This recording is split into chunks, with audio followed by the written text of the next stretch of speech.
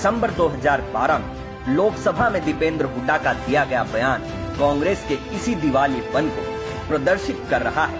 को ज्यादा भाव देगा किसान, अपना फसल उसको देगा, किसी और को नहीं देगा। अगर आड़तिया देगा तो आड़तिया को देगा, जो जिनको आपने परंपरागत एटीएम का नाम दिया आड़तिये को, जो इसको आपने कहा कि भाई परंपरागत एटीएम और किसान और उस परंपरागत एटीएम को के एक रिश्ते को महिमा मंडित करने का काम जो किया, मैं ये कहना चाहता हूं कि मेरे ज्ञान के चक्षु आपने खोल दिए।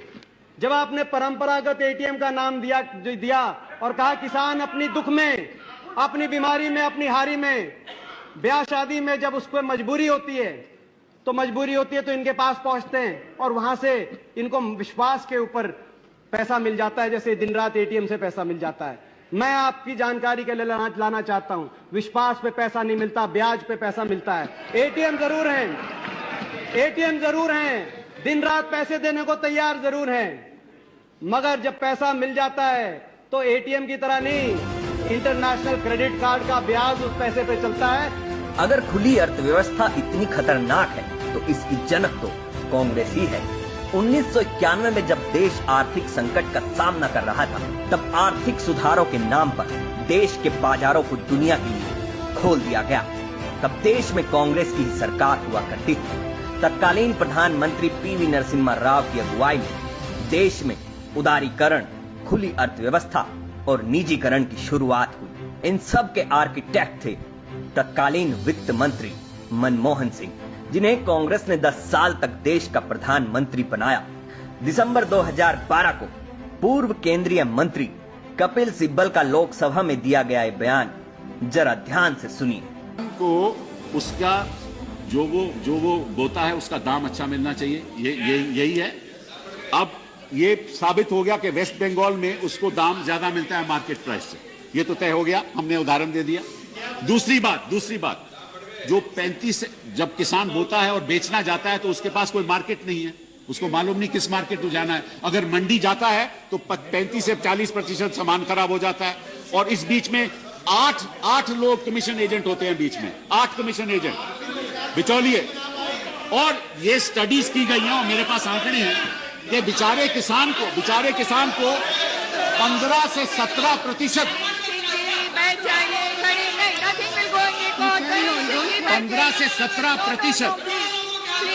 15 से 17% जो माल मार्केट में बिकता है उसका केवल 15 से 17% किसान को जाता है, बाकी बिचौलियों को चले जाता है।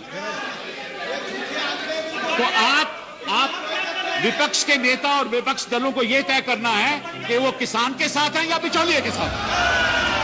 ऐसा लग रहा है कि सिब्बल ने किसान विधेयकों की अहमियत को आज से 8 साल पहले ही समझ लिया था, लेकिन फर्क सिर्फ इतना है, तब कांग्रेस सत्ता में हुआ करती थी और उस वक्त सिब्बल मंत्री हुआ करते थे। चूंकि अब वो विपक्ष में है, इसलिए कांग्रेस के सुर बदले हुए हैं और विधेयकों को किसानों को खत्म करने वाला बता रहे हैं।